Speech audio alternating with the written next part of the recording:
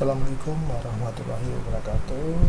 Berjumpa kembali dan selamat datang kembali di kelas biologi bersama saya Bapak Pamuji Santoso. Dan mudah-mudahan kalian dalam keadaan sehat tanpa kurang suatu apapun. Ya, kita kembali lagi terpaksa harus berjumpa kembali secara virtual. Dan mudah-mudahan tetap semangat, tidak kendor semangat belajarnya. Dan kita hari ini akan belajar tentang melanjutkan materi kita yang kemarin, yaitu tentang metode ilmiah.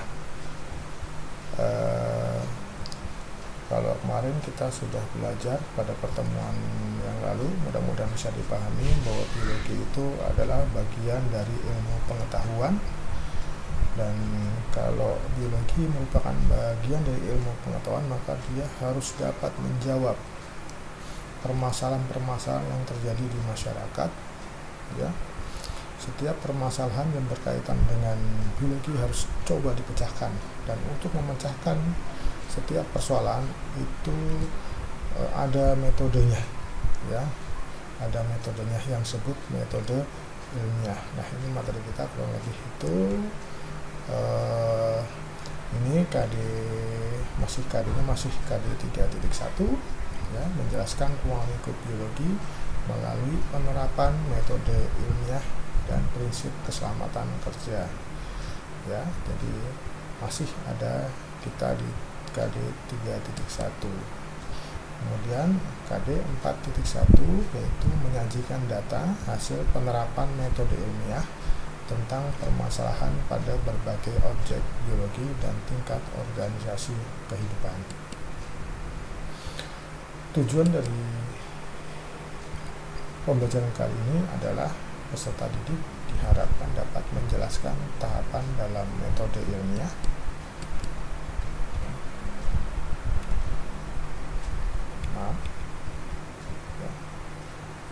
tujuannya yaitu dapat menjelaskan tahapan dalam metode ilmiah. Nah, kita masuk ke yang pertama, yaitu apa itu metode ilmiah. Itu adalah satu langkah-langkah yang tersusun secara sistematis, tidak boleh terbolak-balik berarti ya, untuk memecahkan masalah dalam ilmu pengetahuan. Jadi ilmu pengetahuan makin berkembang karena dia mampu menjawab permasalahan. Ya, kalau ilmu pengetahuan tidak menjawab permasalahan, maka ilmu pengetahuan itu akan tidak berkembang. Demikian juga kalian, ya, dalam hidup ketika menjumpai masalah jangan lari tapi coba dipecahkan. Baik, ada pun langkah-langkah yang harus diikuti dalam metode ilmiah. Yang pertama ini ada merumuskan masalah, kedua ada observasi, ketiga ada mengajukan hipotesis, keempat melakukan eksperimen, dan kelima menarik kesimpulan. Dan beberapa ada yang menambahkan langkah keenam yaitu menguji kesimpulan. Nah, ini langkah-langkah yang harus diikuti oleh ilmuwan ketika ingin mengembangkan ilmu pengetahuan, ya, khususnya biologi.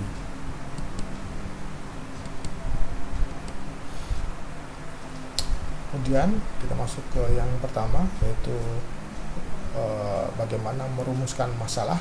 Jadi, tahap yang pertama dalam metode ilmiah adalah merumuskan masalah. Ya, rumusan masalah yang baik itu, ya, antara lain yang pertama berupa kalimat pertanyaan. Jadi ketika bertemu dengan masalah, seorang ilmuwan itu harus merumuskan pertanyaannya apa yang ingin diketahui. Ya, tentu sebuah penelitian itu pasti diawali dari sebuah pertanyaan, dan ini dituangkan dalam rumusan masalah.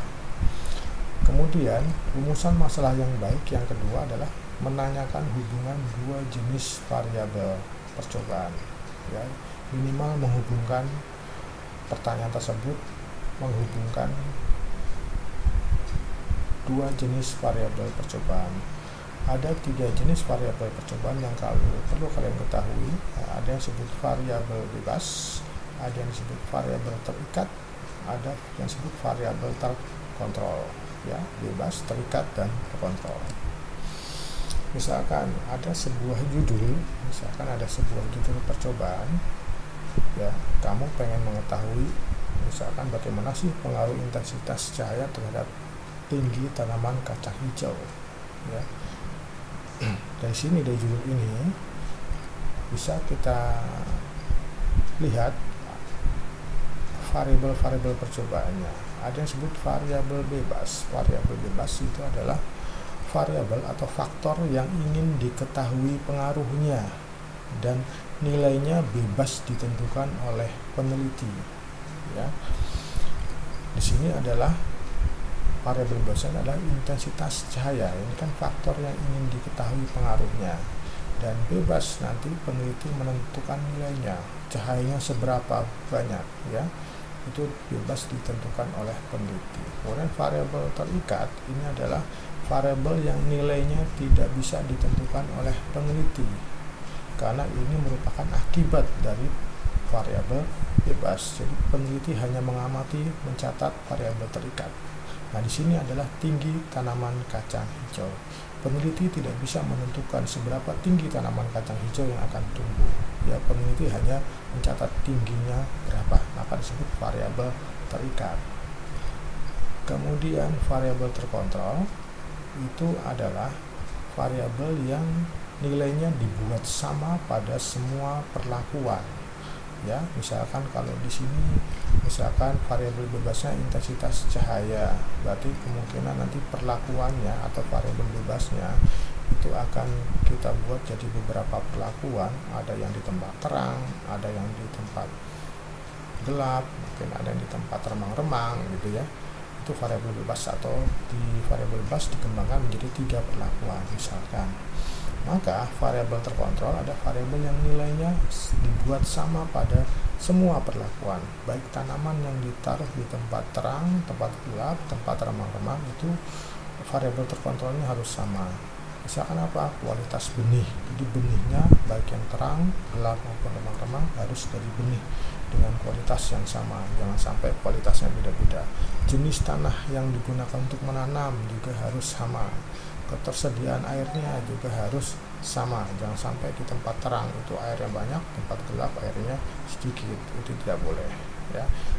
Nah, variabel terkontrol ini dalam suatu penelitian ini sangat-sangat diperhatikan, ya, sangat-sangat diperhatikan, karena bisa membuat percobaan itu menjadi hasilnya, kalau tidak diperhatikan hasilnya menjadi kurang valid atau bias. Contoh rumusan masalah dari judul di atas tadi kita sudah pahami bahwa rumusan masalah harus menggunakan kalimat tanya, dan kalian dalam pelajaran bahasa mungkin sudah dipelajari bahwa kalimat tanya itu ada 5W1H, ya, ada what, why, where, gitu ya, who, dan terakhir how, ya. Nah, dalam rumusan masalah sebuah percobaan pun sama, ya. Bisa kita rumuskan misalkan pertanyaan seperti apa, misalkan apa pengaruh intensitas cahaya terhadap pertambahan tinggi tanaman kacang hijau, atau bagaimanakah pengaruh intensitas cahaya dalam pertambahan tinggi tanaman kacang hijau. Nah, dari 2 pertanyaan ini kan sudah cukup ini mewakili rumusan masalah yang baik. Kenapa? Pertama, menggunakan kalimat tanya, ya. Yang kedua, menanyakan hubungan antara 2 jenis variabel. Ini ada variabel bebas tinggi intensitas cahaya, dan juga ada tinggi tanaman kacang hijau, ya. Kalau sudah seperti ini adalah rumusan masalah yang baik, ya. Baik, kita masuk ke tahap yang kedua adalah observasi. Ketika sudah merumuskan masalah, maka peneliti dapat atau ilmuwan dapat melakukan observasi. Observasi itu adalah kegiatan pengumpulan data atau informasi yang berkaitan dengan masalah. Jadi, si peneliti harus mengumpulkan data atau informasi yang berkaitan dengan masalah dan akan menjadi dasar dalam pengajuan hipotesis. Nah, observasi itu ada tujuan observasi kan itu nanti mendapatkan data. Nah, ada dua jenis data, nanti ada sebut data primer dan data sekunder. Data primer itu adalah data yang diukur langsung oleh peneliti, sedangkan data sekunder adalah data yang tidak diukur langsung oleh peneliti. Jadi kalau peneliti itu menghitung sendiri, mengukur sendiri, berarti itu datanya adalah data primer. Kalau peneliti itu hanya mengambil data dari buku atau dari responden, maka dikatakan data sekunder. Kemudian ada 3 teknik umum dalam observasi, yaitu ada penyebaran angket, peneliti bisa menyebarkan angket, atau wawancara dengan ahli, atau melakukan studi pustaka. Ini biasanya observasi yang dilakukan oleh peneliti, bisa menggunakan angket, atau wawancara, atau studi pustaka. Kemudian setelah observasinya lengkap, komprehensif, maka peneliti dapat mengajukan hipotesis. Hipotesis itu adalah kesimpulan atau dugaan sementara, ya, tapi harus berdasarkan hasil observasi yang lengkap dan komprehensif, bukan dugaan-dugaan ini bukan tanpa dasar, ya. Jadi hasil observasi. Hipotesis itu berupa kalimat pernyataan, bukan pertanyaan tapi pernyataan, ya, dan harus dapat diukur. Hipotesis itu harus dapat diuji dan diukur, ya. Hipotesis yang baik adalah logis dan dapat diuji, ya. Jenis hipotesis, ya, nanti ada 2, ada hipotesis nol, H0. Ini isinya tidak terdapat hubungan antara variabel bebas dan variabel terikat. Kalau contoh yang tadi berarti hipotesis, kalau peneliti itu mengambil hipotesis 0, berarti kurang lebih hipotesisnya adalah intensitas cahaya tidak berpengaruh terhadap tinggi tanaman, ya. Dan yang kedua ada hipotesis alternatif H1. Ini terdapat hubungan antara variabel bebas dan variabel terikat. Berarti bunyinya kalau peneliti itu ngambil H1 atau alternatif, berarti adalah terdapat hubungan antara intensitas cahaya dengan tinggi tanaman, atau mungkin lebih spesifik lagi, intensitas cahaya dapat meningkatkan pertambahan tinggi tanaman, dan seterusnya. Dan H0 dan H1 ini adalah pilihan. Jadi hipotesis ini merupakan pilihan H0 atau H1, jangan dua-duanya, ya. Peneliti bisa mengambil H0 dan H1 setelah melakukan observasi yang lengkap dan komprehensif.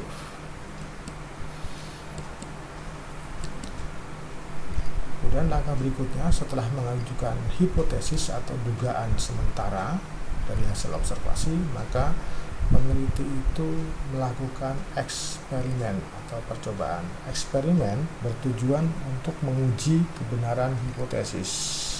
Jadi hipotesis yang diajukan oleh peneliti benar atau salah itu diuji melalui eksperimen percobaan. Apalagi kita IPA itu penelitiannya banyak, penelitian yang berjenis eksperimen.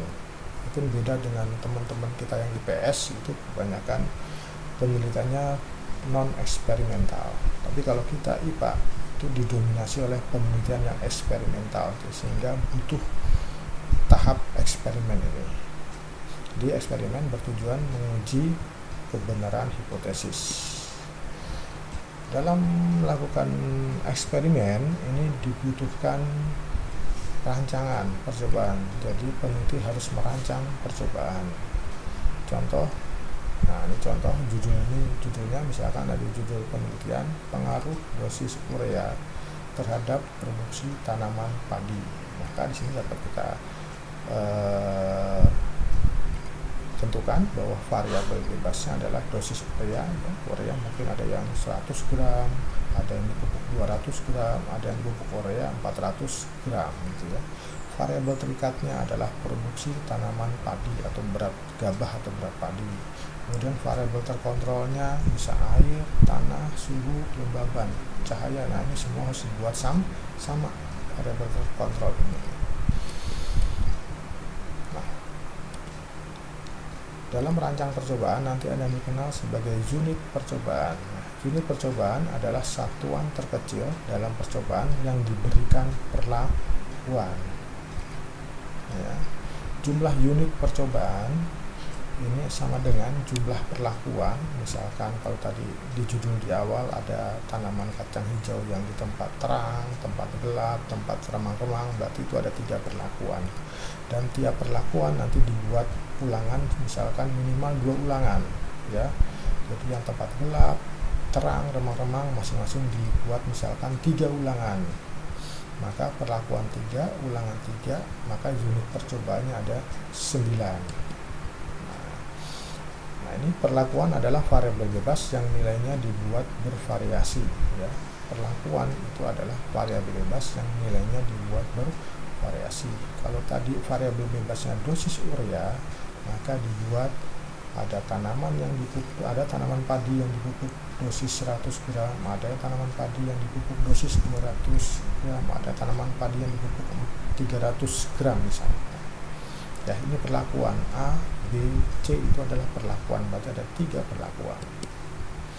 Dan setiap perlakuan harus diulang beberapa kali, minimal 2, ya, minimal 2.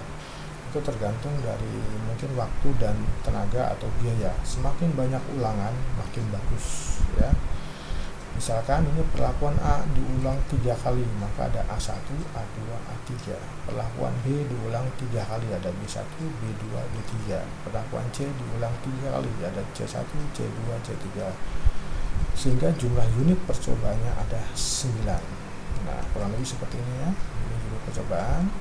Ada 9 unit percobaan tadi, ya. Ada perlakuan A, perlakuan B, perlakuan C. Jadi kenapa 9? Karena ada 3 perlakuan, A, B, C, ya. Tadi 100 gram, 200 gram, 300 gram pupuk ureanya.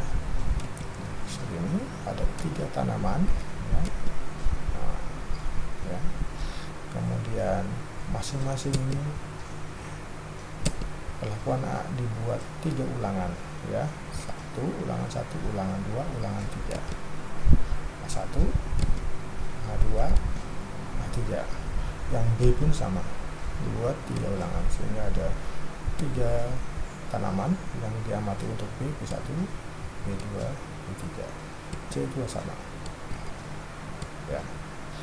Sampai sini mudah-mudahan sudah pahami, ya. Ini sebuah rancangan percobaan yang harus dilakukan oleh setiap peneliti yang akan melakukan eksperimental, ya.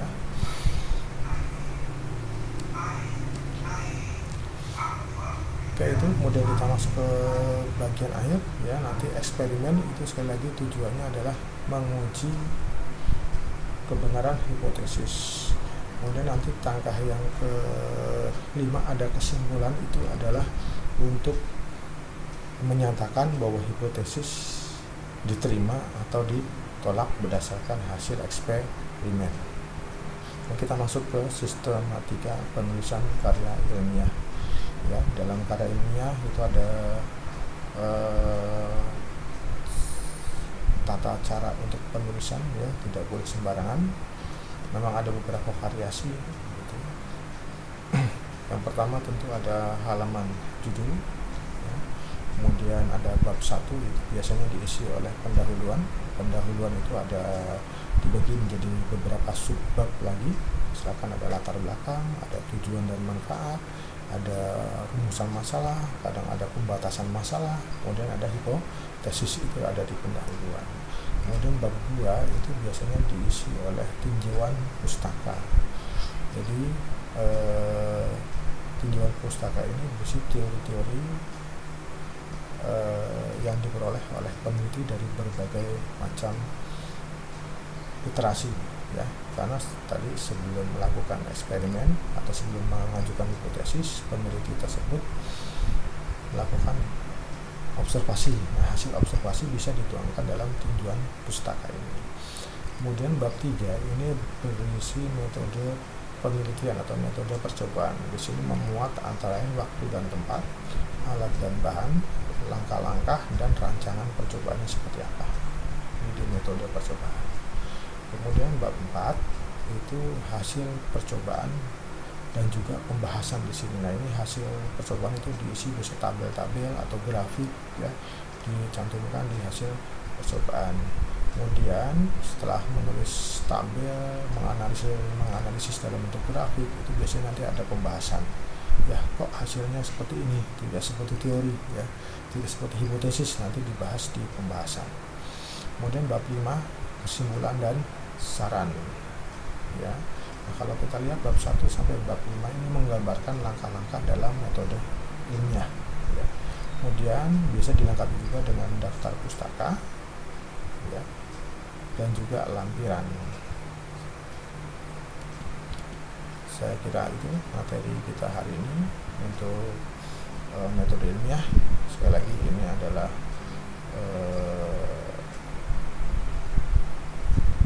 materi yang bersifat esensial ya. Saya berikan penekanan pada beberapa bagian.